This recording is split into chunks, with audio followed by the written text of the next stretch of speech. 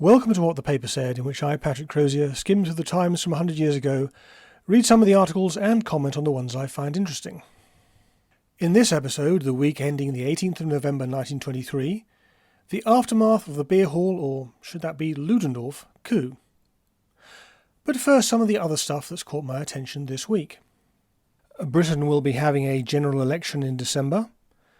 This may seem odd given that it is only a year since the last one, but Prime Minister Baldwin is determined to introduce tariffs, which he considers a way to reduce Britain's stubbornly high unemployment.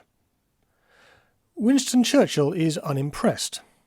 This is from Saturday the 17th. It is thrust upon us as a crude issue of party politics, and a vague mandate is to be snatched, and a snap election pressed forward, with every circumstance of haste. Free trade is to be tried by drumhead court-martial, and shot at dawn. The BBC, or British Broadcasting Company, as it is at this time, is celebrating its first birthday.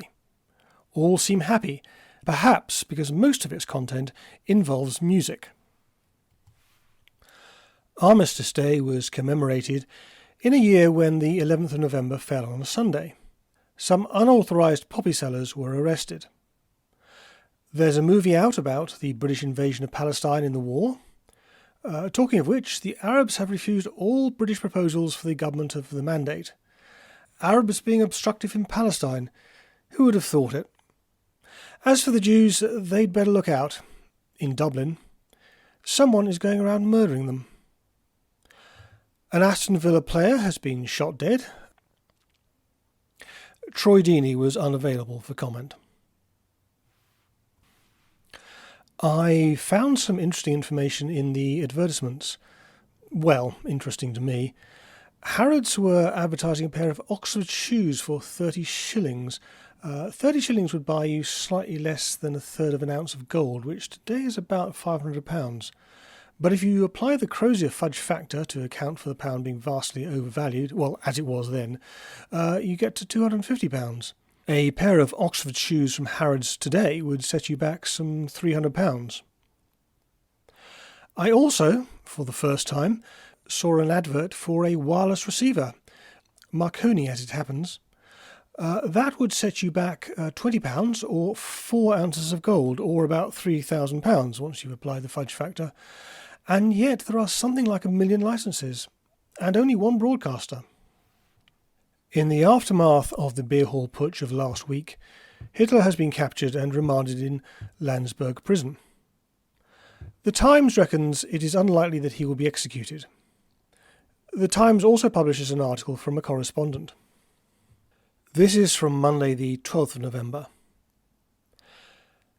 Herr von Kahr, he's the dictator of Bavaria, received yesterday representatives of the press and explained to them the course of events taken in Munich from the moment when Herr Hitler broke into the meeting in the wine cellar, there's a wine cellar now, is it, which von Kahr was addressing on Thursday evening, and announced the nationalist coup. Obviously the term press conference is yet to enter the language. Von Kahr explained his actions. These protestations do not convince the great bulk of the population.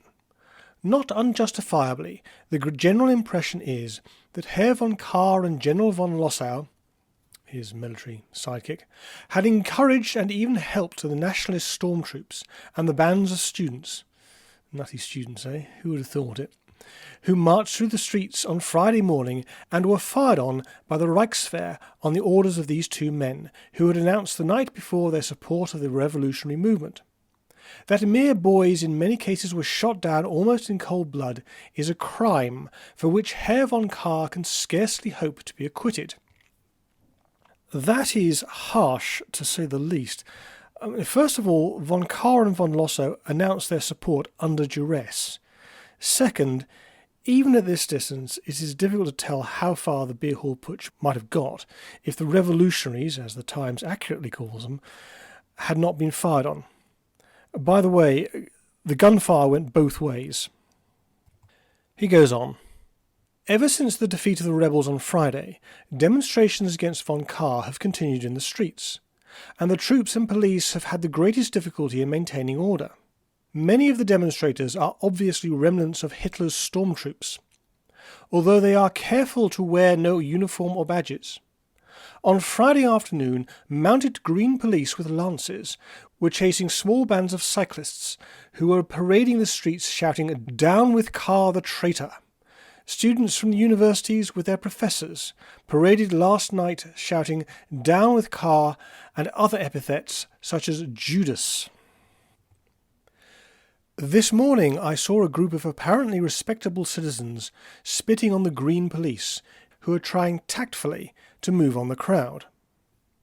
Leaflets are being posted up by cyclists of the Hitler Party, stating that companies of the Reichswehr have mutinied against Herr von Kahr's orders, and that the men on duty are imported from Soviet Saxony. He then talks about the attempted coup itself. The first action of the Hitler dictatorship was to dispatch an armoured car and machine gun detachments to the offices of the Münchner Post, which were almost completely wrecked, machinery and books being ruthlessly destroyed. During the night, gangs of Hitlerites stormed through the town and invaded the first-class restaurants and hotels in search of Jews or profiteers. Fortunately, there was no bloodshed, although a considerable amount of promiscuous shooting occurred. On Friday morning, I drove through the town at 9 o'clock with one of Hitler's staff in a requisitioned car, one of many which the new government had taken over. The streets were filled with Hitler's men posting up proclamations. The bridges were all heavily guarded, and the town appeared to be at the mercy of the Hitler forces. They drove to the Bürgerbrau Keller, Hitler's headquarters. Everywhere the utmost enthusiasm and optimism prevailed. Upstairs in a small, barely furnished room were Ludendorff, Hitler, and half a dozen officers with maps and plans.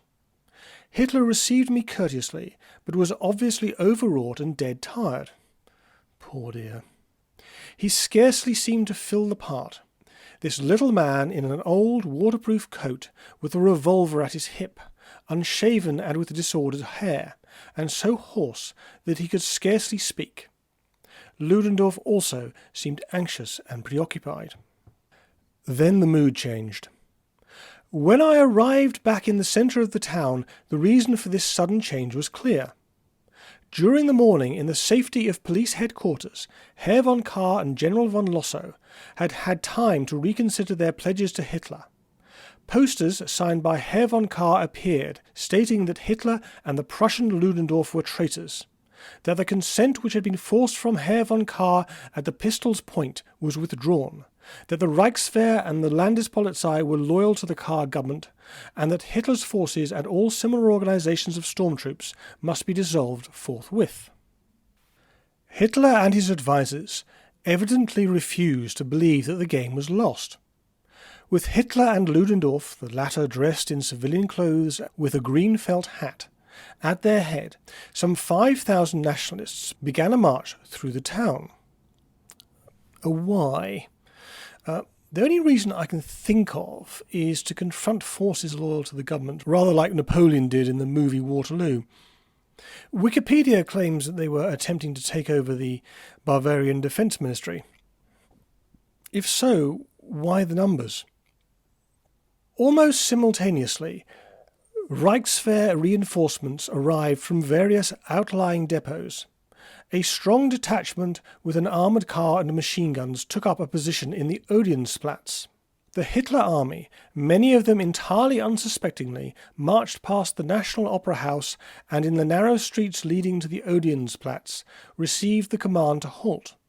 From whom? Hitler or the Reichswehr? Followed almost immediately by rifle and machine gun fire. Hitler was wounded slightly in the arm and disappeared in a motor car. It looked as though orders had been given that Ludendorff was not to be fired on. According to an eyewitness, Ludendorff was taking no risks and threw himself flat on the paving stones. Afterwards, he walked up to a Reichswehr officer and was taken into custody. He was kept in the residence, it's a building in Munich, until 5 o'clock, when he was released on parole. Hitler's men fled in all directions, many throwing away their arms. In less than half an hour, complete order was restored.